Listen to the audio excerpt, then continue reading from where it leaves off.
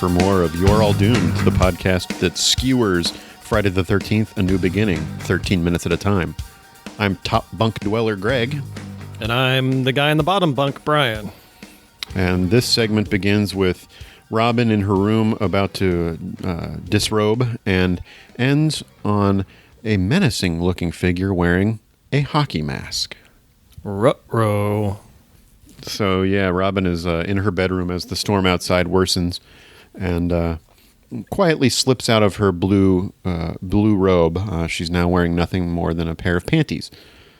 I was staring so intently at the scene because of one detail.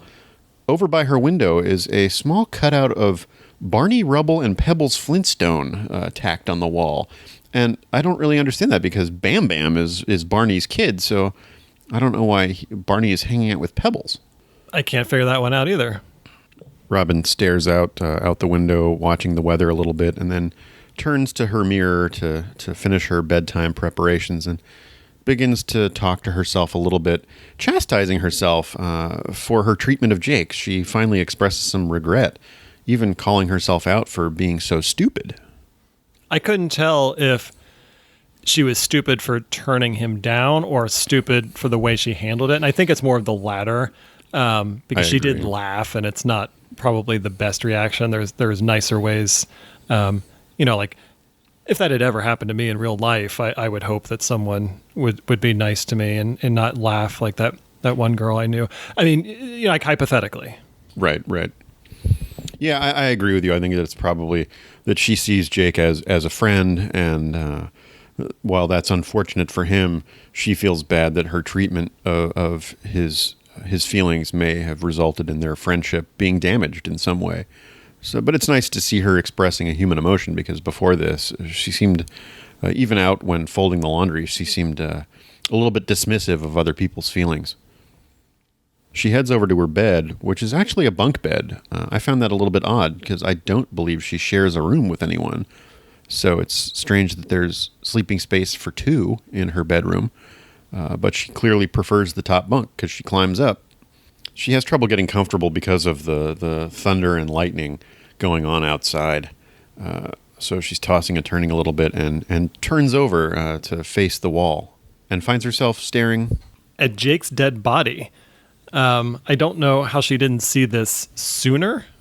She tossed and turned for, I felt like, a good minute in what looks like a twin bed. So it's not very big. If you get into a twin bed and there's another body in there, I feel like you're going to notice that immediately.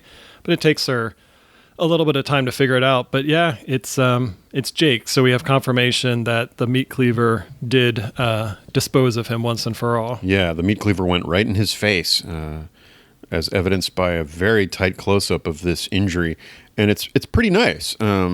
It's a good effect, and he's not moving, and his eyes are not reacting at all, which is pretty impressive. So this is not a freeze frame, because we see the lighting effects change from what's going on outside. So this was a pretty well done moment, and a little bit shocking, even though, like you say, there's no earthly way that she wouldn't have realized that something unusual was up there with her. Jake was played by Jerry Pavlon, who has very few acting credits, although he went on to appear in the movie Soul Man, which was directed by Steve Miner, who also helmed Friday the 13th Part 2 and 3. Jerry Pavlon now works in the education field, particularly in therapeutic education, which I gather is for kids intelligently gifted kids, but who may have emotional or psychological factors that make it difficult for them to succeed in typical school systems. So he works in kind of a specialized educational field. After seeing Jake's body, Robin is freaking out, and she scrambles to get out of her bed, but she can't because someone has grabbed her neck from below and pins her down. And suddenly a machete comes through the bottom of the mattress, very reminiscent of the Kevin Bacon kill from Part 1, and just skewers Robin from below. Yeah, although given this series' history of attacks from below, this presentation of a kill like this was sort of disappointing. Apparently it was heavily edited, but the fake chest effect and the machete puncturing through isn't as top-notch as previous examples have been. But, still, it's a pretty gruesome way to go. Yeah, and it probably It's probably a distant second to the enchiladas attack from below for Demon. Robin was played by Juliette Cummins, who appeared in Psycho 3 and Slumber Party Massacre 2, along with a pre-Wings Crystal Bernard. Interestingly enough, Juliette Cummins was also an Olympic-level gymnast, but she was locked out of the Olympics in 1980 due to the boycott that year, and so wasn't able to continue competing. She has since left the entertainment industry, but teaches acting. And how dare you forget her acting turn in Police Academy 4, Citizens on Patrol. We head over to Violet's room where she's listening to music and pop lock and robot dancing like she's Turbo or Ozone from Breakin' 2 Electric Boogaloo. Unbeknownst to her, the bedroom door is opened by a bloody hand. I noticed taped next to the door is a pamphlet that says "Stop the Slaughter." Yeah. So in addition to caring about the dangers of death by sneezing, she's also concerned about the whales. But I'm also now wondering if maybe it was just one of Roger Ebert's review about this movie. The person with the bloody hand enters the room. Violet thinks she hears something, but when she turns around, nobody's there. There's not a whole lot of hiding spaces in this room, but somehow this person is able to find one. There is an area where her closet kind of juts out from the wall between her and the door. But in any case, she sees no one there. The song she's listening to is titled "There's a Man with No Life in His Eyes." It's by a band called Pseudo Echo, an Australian band that was briefly the second biggest band in that country behind INXS. This song, His Eyes, was from their debut album Autumnal Park. When Violet doesn't see anything, she turns around and resumes her poppin' and lockin'. But the next time she turns around, when she hears something, she's grabbed by the neck and gets a machete through the gut. So sadly, there will be no more Electric Boogaloo for Violet. I guess not. It looks like she maybe gets pinned to the wall, too, or something. This kill was, in fact, originally planned to be much, much worse. I'm not sure they ever even filmed it. I think they may have known ahead of time that it was never going to reach the finished product, but she was going to have been stretching or something like that, and been hacked with the machete in the crotch. Yeah, I think she was supposed to be doing gymnastics or some sort of stretching, but whatever they had originally planned was a little bit too much, and just the description is enough for me to know that it's too much. Yeah, I've seen one still photo of Violet with the makeup that was required for that version of the kill, and it's she's sitting in a makeup chair or something, smiling at the camera, but then has this gigantic stain of blood between her legs, and even that was horrific enough that I think they probably made the right decision here. Violet was played by Tiffany Helm, who subsequently appeared in the movie Reform School Girls, directed by Tom DeSimone, who we've discussed earlier. She apparently was quite friendly with Juliette Cummins during this shoot. They kind of leaned on each other to get through this acting gig. And she, years later, happened to meet Iggy Pop, who was very impressed to learn that she had been in a Friday the 13th movie. So that was kind of cool. She has also left acting and is now a portrait photographer. Tiffany's mother is Brooke Bundy, who played Patricia Arquette's mother in A Nightmare on Elm Street 3, The Dream Warriors. Oh, wonderful. So there's a nice little connection between those two franchises. It's funny how much they've begun bleeding over into each other a little bit. Yeah, I mean, I still can't imagine they're going to bleed over any further than that, rather than just these cursory kind of mentions. But no, I think they'll stay at arm's length, indubitably. Downstairs, Reggie the Reckless has awakened from his nap on the sofa. Sort of. He's blearily staggering upstairs. He's Reggie the Restless now. Well played. We do see that he's not, in fact, wearing a onesie. It's just a red sweatsuit combo. It's still a little bit monochromatic, but at least it's better than something with a butt flap. And also my Halloween costume for this year. I love it. He goes into Tommy's darkened room for some reason, where he finds the bodies of Jake, Robin, and Violet. They're piled up on the bed just kind of haphazardly, but it's a pretty gruesome scene, and it's made even more obvious by kind of a crash of lightning that illuminates the room, and he sees all this, and he totally freaks out. And as he staggers back into the hallway, a hand grabs his shoulder. Fortunately, it's just Pam. She's back, soaking wet from the storm outside, which is, in fact, tearing down the valley like a son of a gun. Nice job. Reggie's hand shaking, he points her to go into Tommy's room to see for herself. We see her enter the room, and we see a lightning flash in the doorway and hear her scream at what she sees as well. Staggering out of the room, she composes herself, quite bravely, I think, and hustles Reggie downstairs towards the door. He trips and falls on nothing. It's like he tripped over his own feet or something. And in her haste to get him up off the floor, she rather harshly chastises him, and it reminded me a lot of when Linda Hamilton finally comes into her own in The Terminator, and she yells, "Reese, on your feet, soldier!" I applaud them for at least running downstairs after seeing this sight and not just jumping out of the second-story window. In a departure from the behavior of two characters last movie. Yep. But their path to the front door is interrupted by a hockey masked killer smashing through the front door. The door literally explodes as this hockey masked person comes through the door, and I just belted out laughing because it was just such an amazing sight. Yeah. It wasn't just like someone knocking it off its hinges. It just pulverizes this door. Yeah, it was a triumphant entrance. So shit is on. But I noticed that this mask, like it did in the opening credits, has blue markings instead of the traditional red. So I'm still a little bit puzzled as to what's going on here, but it looks like Jason's back and ready to kick some ass. Yeah, I mean, he's holding a bloody machete and he's got a hockey mask. I mean, that's very much an MO of Jason, so I'm just going to assume that's who it is. But for whatever reason, the man in the hockey mask freezes when he sees Pam and Reggie, and it actually gives them an opportunity to get out of the house. Yeah, they turn around and run down the hall the other way, going out the back into the rain and then on into the woods.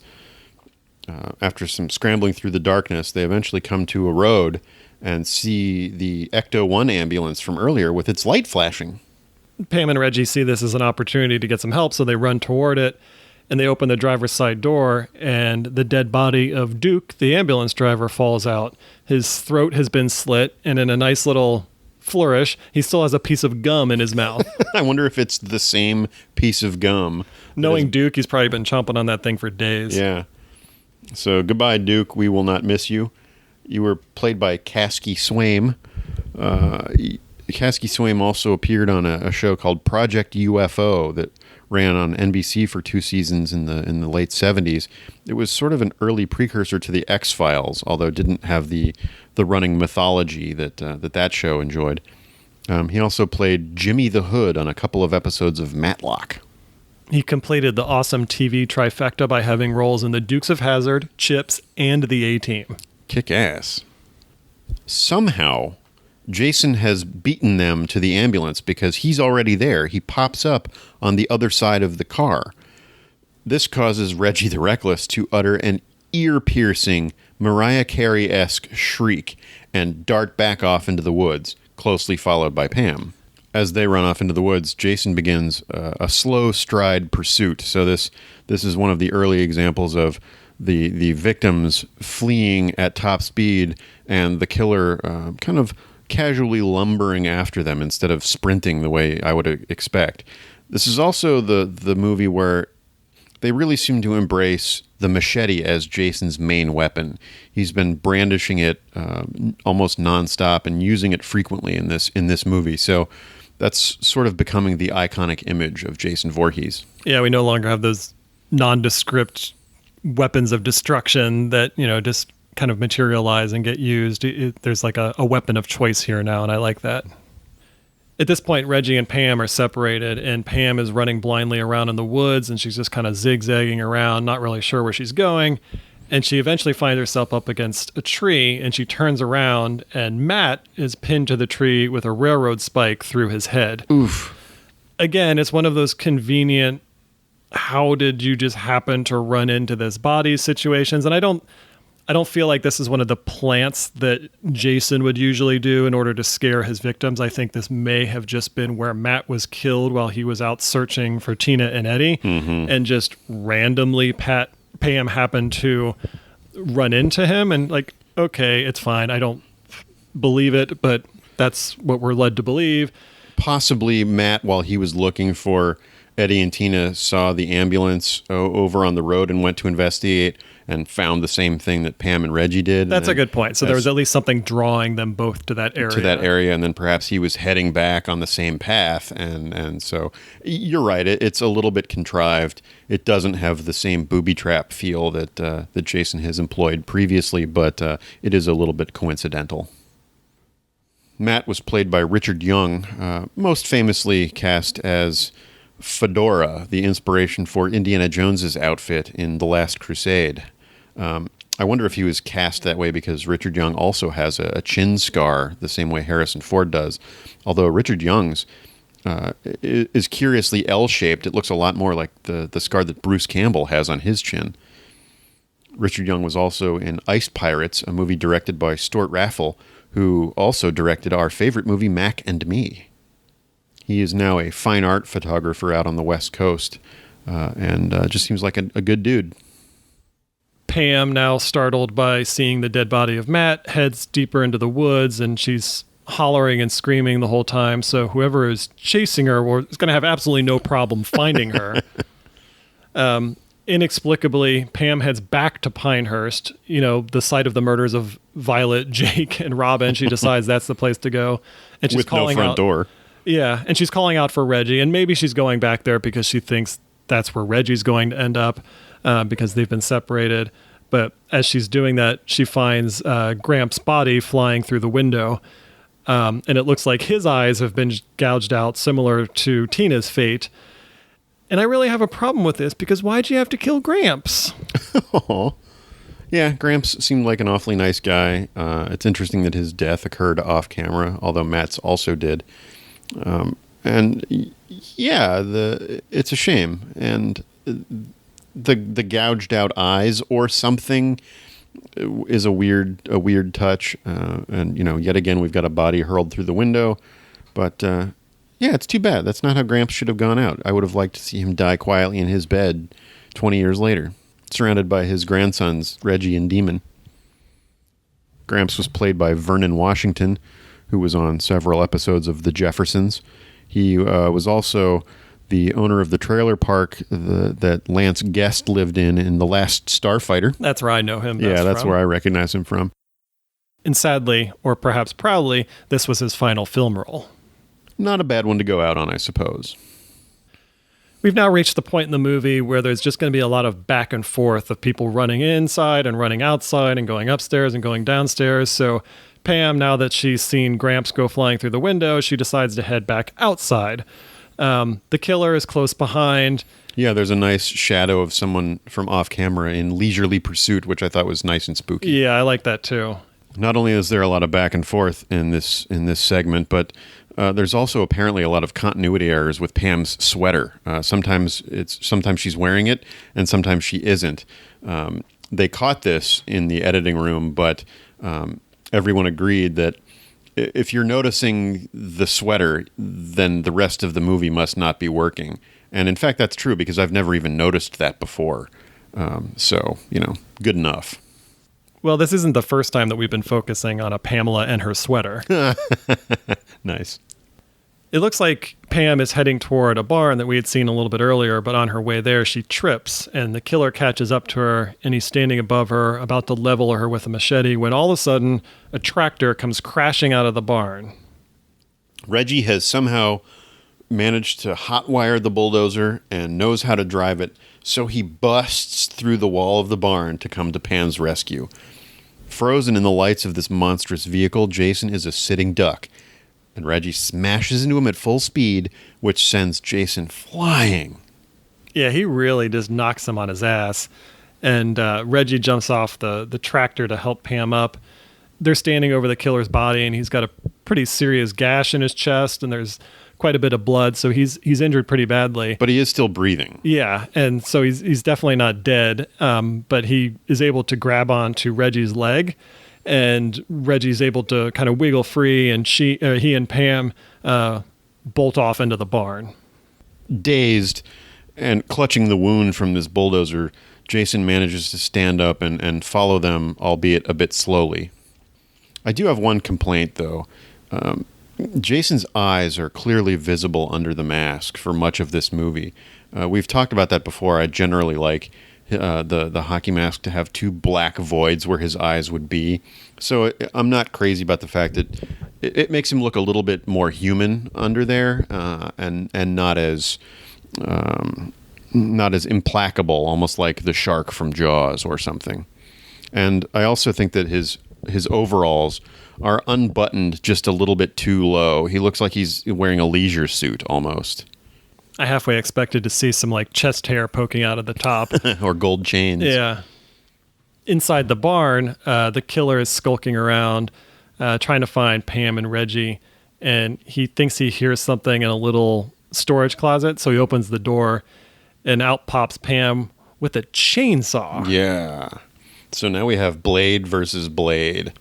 And this is a pretty sweet battle because the chainsaw is on, and Pam is taking swings at Jason, and Jason is deflecting the chainsaw with his machete, and so there's some nice like clanking of metal and sparks. Yeah, and it's almost like a sword fight. Very much. Yeah, it's great, and Pam seems very adept with the chainsaw. Like she's used it before, and even though it's kind of coming out of left field here, we know it's a working farm, so it's not out of the realm of possibility that everyone has had to use this tool.